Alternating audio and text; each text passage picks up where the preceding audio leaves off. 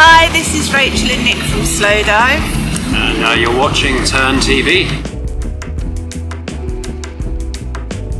So I need to look on my phone for album titles. I would say, an album title is a hard one to pick, but there's a band in England called Pale Blue Eyes that are about to release a new album on the 1st of September. I think it's maybe called This House or something, but their previous records I really love, and they opened for us. We did a small club show in Devon before we played Glastonbury. They opened for us and they were brilliant, full of energy, and the crowd really loved them.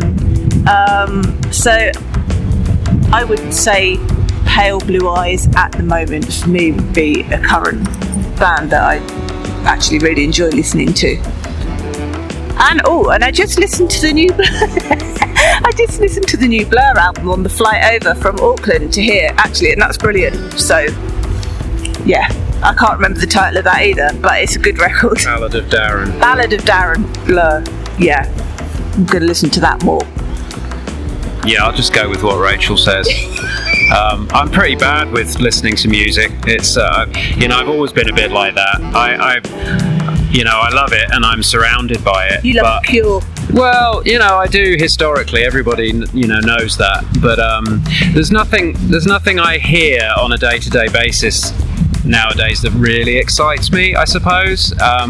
There's stuff that I hear that I think is okay, but I don't know. I think I've always been a bit like that. Everyone else always has favourite albums, and I'm like, so we'll just You're just a grumpy old man. Yeah, I am a bit. So we'll just go with Rachel's answer. Pale Blue Eyes. You heard it here first. Yeah. Tinderbox by Susie and the Banshees. I can't remember what year that was released, but my brother loved them and I used to hear it through the bedroom walls, and so it's turning into a thing. That's how I got into Susie and the Banshees. Susie is iconic, and for me as a 15-year-old was just a really good role model of what a great singer and performer is, and that album is just brilliant. I still love it and I still listen to it today. And for me it wasn't really a record, it was actually a video. It was The Cure in Orange, directed by Tim Pope, and I already loved The Cure as a band, but that video recording of their concert in Orange in France made me want to get up on stage and play. It's one of those videos that makes you feel like you're in the band, and the atmosphere is so incredible in that video. And if anyone in the Cure camp ever sees this, please release it on DVD or Blu-ray one day, because at the moment it's still only VHS, and that's ridiculous, because it's one of the best concert videos of all time.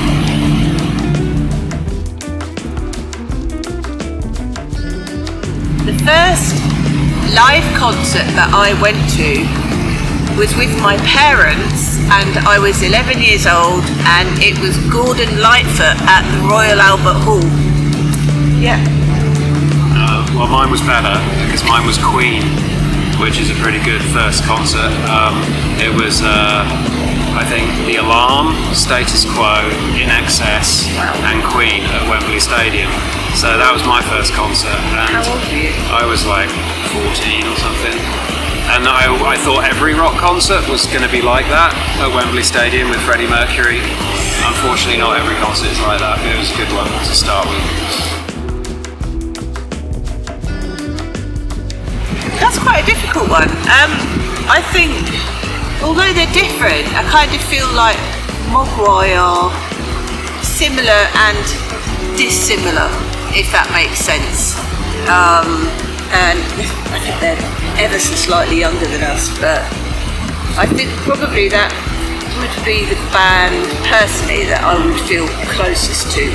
Yeah, we really respect Mogwai as a band. I mean, that they're similar to us in some ways, but also different. But we love their music, but we respect the way that they've run their band and run their affairs, and have never compromised. They've just always done exactly what they want to do, and I think that's really healthy. And I think we probably feel more of an affinity with those guys than we perhaps do with some of the bands from the 90s who've reformed like we have and are making music like we are as well. But yeah, so yeah, Mogwai would be a band that we look up to and respect for sure.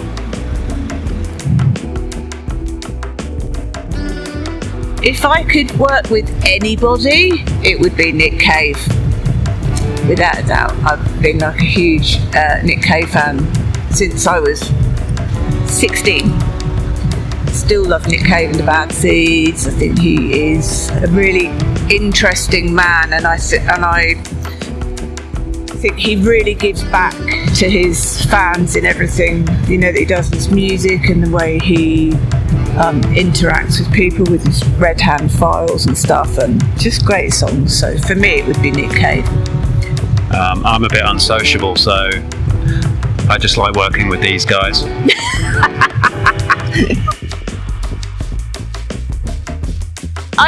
There's a couple of books I would say.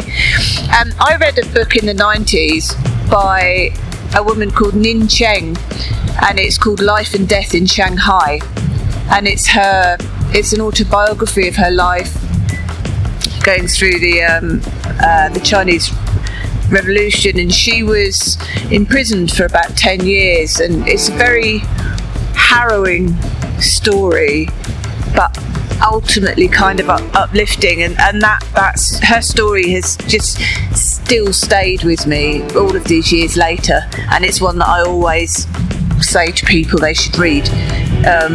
Another book that I really love is Alias Grace by Margaret Atwood, which is fabulous.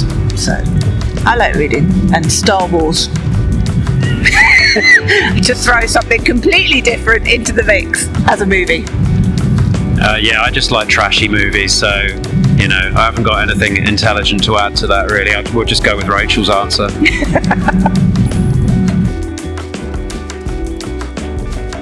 Not where I live particularly, because where I live there aren't really any music clubs of note, but in London, obviously there's tons in London.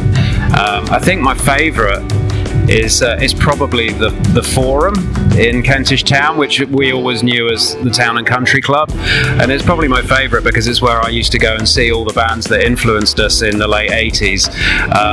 I saw so many bands there, like House of Love and My Buddy Valentine and all those late 80s bands, and to go back there in 2014 and headline it for 2 nights at Christmas was quite an emotional experience to come back and be on the stage that we saw so many of our heroes.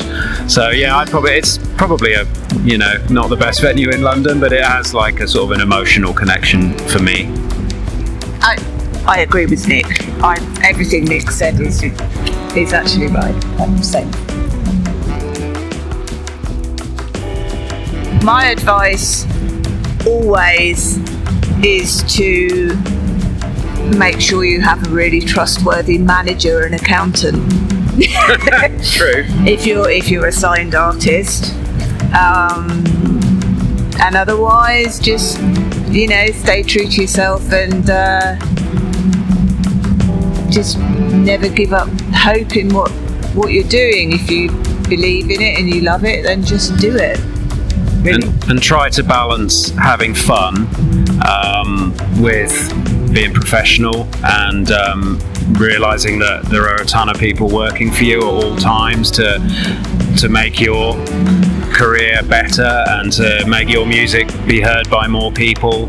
People are spending money coming to concerts. It's very expensive now, so it's a business, but at the same time you've got to have fun and you've got to enjoy what you do, and sometimes it's tricky having that balance, but I think all the bands that probably are most successful and enjoy it the most are the ones that strike that balance between being professional, treating people with respect and having a great time, because it is a great life.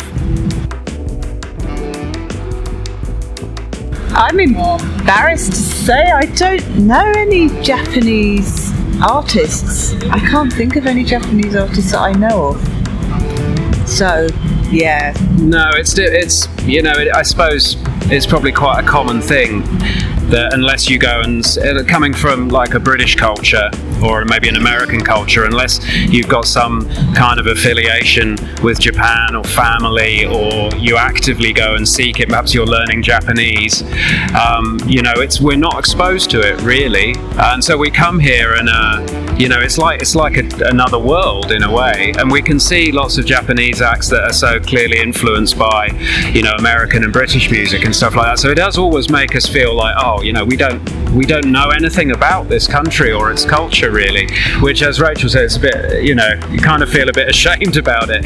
But what we hope to do, we've said a number of times, is we hope to come back hopefully next year and spend a bit more time here and play our own shows in cities around Japan, and spend a bit more time learning about the country and the culture, because we only ever come to Fuji and we come in and out within 24 hours and then go home, so it's difficult for us to kind of appreciate the music that is present here. I'm sure when we spend more time here and we tour, and I'm sure we will have a Japanese band that plays with us when we tour here, and we'll learn more. We will do better in the future.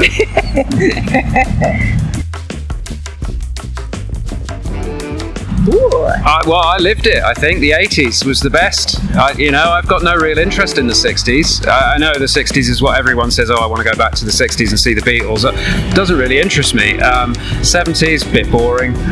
80s was brilliant. I mean, big hair, amazing clothes, the best music. So yeah, I didn't need a time machine. I lived it. Well, if I could, I would go back to the early 70s and see. You were alive then. But I was like 2 years old or whatever. For me, I would want to see like Neil Young when he first started, and Joni Mitchell, Woodstock, Jimi Hendrix, The Doors. I mean, there are so many bands. Bowie in the 70s, I mean, come on. I've just written off the whole 70s. Changes, Heroes, there's so much. So yeah, I think 70s, to see all of those artists as they were sort of rising into their power would be amazing. You just want to be a bit older, basically. 10 years older. I guess so, yeah. Nothing wrong getting older. It's good. It's all good. Thanks for watching us on TURN TV. This is Nick and Rachel from Slowdive signing off. Hope to see you again soon.